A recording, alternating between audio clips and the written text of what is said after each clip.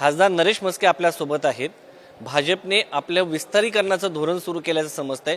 ठाण्यामध्ये देखील पक्ष वाढवण्याचे प्रयत्न सुरू आहेत। या संदर्भात आपण थेट नरेश म्हस्के यांची चर्चा करूया।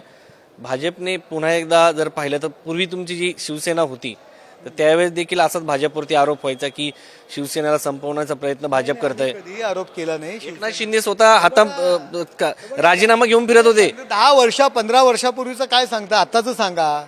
त्यावेळी पक्षांनी काहीतरी स्ट्रॅटेजी केली होती, त्या स्ट्रॅटेजीचा तो भाग होता। तुम्ही ते जुनं काय उकरून काढताय। आम्ही एकनाथ शिंदे साहेब त्यावेळी उद्धव ठाकरे त्यांचे नेते होते, त्यांनी दिलेला आदेश ते मानत होते। पक्षप्रमुखाचा आदेश, त्यांची इच्छा नसताना ते राजीनामा घेऊन फिरत होते। त्यांच्या पक्षप्रमुखाचा आदेश मानत तुम्ही आत्ताच बोला। आम्ही कधीही असं म्हटलेलं नाहीये। आणि शिवसेना संपवणं, शिवसेना हा विचार आहे, शिवसेना हे तत्व आहे। बाळासाहेबांचा विचार कधीच संपू शकत नाही। भल्या बऱ्याच जणांनी आता उभाटानी उद्धव बाळासाहेब ठाकरे यांनी बाळासाहेबांचा विचार संपवण्याचा प्रयत्न केला होता। त्यांचे विचार खुंटीला टांगले होते आणि काँग्रेसबरोबर घरोबा केला होता। स्वातंत्र्यवीर सावरकरांचा अपमान करणारे राहुल गांधीच्या गळ्यात गळे काढत होते। शिवसैनिकांनी त्यांना त्यांची जागा दाखवलेली आहे। शिवसेना कधीच संपू शकत नाही आणि संपवणारा या महाराष्ट्रातून अजून जन्म घ्यायचा आहे। ठाण्यात काय होणार? युती होणार? ठाण्यात युती व्हावी अशी आमची इच्छा आहे। माननीय मुख्यमंत्री उपमुख्यमंत्री एकनाथ शिंदे साहेब यांनी तशा पद्धतीचे निर्देश दिलेले आहेत। उपमुख्यमंत्री फडणवीस साहेब सुद्धा त्याच विचारांचे आहेत। लोकसभेला युती करतो, विधानसभेला युती करतो, तो स्थानिक स्वराज्य संस्थेला पण युती व्हायला पाहिजे या विचाराचे आम्ही आहोत। त्यातूनही कुणाला जर वेगळं लढायचं असेल स्थानिक नेतृत्वाला तर आम्ही त्याला विरोध नाही करू शकत।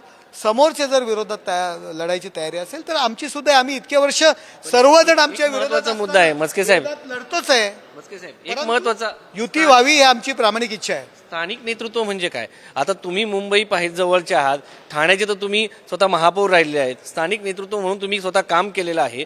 अशा परिस्थितीमध्ये शिवसेनेचं स्थानिक म्हणत नाही आहे, राष्ट्रवादी अजितदादा असतील किंवा भाजप असेल, यांचं जर काही मत असेल तर ते मत काय मी नाही सांगू शकत। परंतु आमच्या नेत्याचा आदेश आम्ही मानतो। आमच्या नेत्यांनी युतीमध्ये लढण्याची तयारी ठेवा अशा पद्धतीत निर्देश दिलेले आहेत आणि नेत्याचं म्हणणं तंतोतंत पालन करणं हे आमचं काम आहे। जर आणखी कोणाला वेगळं लढायचं असेल तर आम्ही त्याला जबरदस्ती नाही करू शकत। इतके वर्ष सर्व पक्ष विरोधात, इतके वर्ष आम्ही लढतोच आहे ठाण्यामध्ये, तरीसुद्धा बहुमतात सत्ता आणतोच आहे। ठाण्यात तुमचे एक हाती सत्ता येईल निश्चितपणे। हे बघा, युतीमध्ये आम्ही लढणार। लोकसभेला आम्ही युती केली, विधानसभेला युती केली, स्थानिक स्वराज्य संस्थेत युती व्हावी या इच्छेचे आम्ही आहोत। मुंबईत युती होणार, सन्मानजनक जागा मिळतील। विधानसभेला पण तुम्ही म्हणत होतात की सन्मानजनक जागा मिळणार नाहीत, पण मिळाल्या ना। युती आमची अभेद्य आहे, प्रत्येकाचा सन्मान युतीमध्ये राखला जाईल। पालकमंत्री पदाचा तिढा अजून सुटलेला नाहीये, शिवसेनेला गृहीत धरलं जातंय का?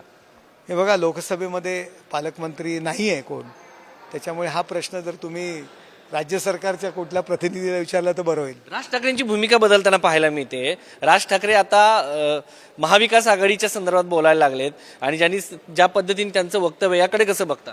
हे बघा, राजसाहेबांनी काल त्यांची भूमिका स्पष्ट केलेली आहे, काल तर भाषणात स्पष्ट केलेली आहे। त्यामुळे राजसाहेबांवरती मी प्रतिक्रिया देणं मला उचित वाटत नाही। वर्तुळ पूर्ण होतंय राज ठाकरेंचं। राजसाहेबांच्या कालच्या भाषणावरती मला प्रतिक्रिया देणं मला उचित वाटत नाही। मी काल काही भाषण ऐकलं नाही, त्यामुळे मी कसं बोलू? चंद्रकांत दादांची इच्छा तुम्ही ऐकली असेल, या इच्छेकडे कसं बघता? हे बघा, चंद्रकांत दादा पाटील यांच्या तोंडी काही वक्तव्य मुद्दाहून कोणीतरी घातलेली आहेत। फडणवीस साहेब सुद्धा म्हणाले काल की लग्नात कोणी भेटलं म्हणजे काही युती होत नाही। आणि चंद्रकांत पाटील साहेब कसे म्हणतील हो? चंद्रकांत पाटील साहेब रोज TV पाहतात, रोज वर्तमानपत्र पाहतात। ज्या उभाटाकडून संजय राऊत असतील, उद्धव बाळासाहेब ठाकरे यांच्याकडून, कालचं ते आदित्य ठाकरे यांच्याकडून रोज नरेंद्र मोदी साहेब असतील, अमित शाह साहेब असतील, यांना शिव्यांची लाखोली वाहिली जाते। महाराष्ट्राचे लुटारू म्हटलं जातं, आणखी वेगवेगळे आरोप केले जातात। ते त्यांच्या नेत्यांवर आरोप करण्याबरोबर युती करतील का हो? हे बघा, चंद्रकांत दादा पाटलांच्या तोंडी कोणीतरी काहीतरी वक्तव्य घातलंय, उगाच काहीतरी वातावरण निर्माण। पण चंद्रकांत दादांच्या तोंडात अशी वक्तव्य घालायसाठी चंद्रकांत दादा पाटील लहान नेते वाटतात का? चंद्रकांत दादा पाटील बोललेला कुठेही मी ऐकलेलं नाहीये।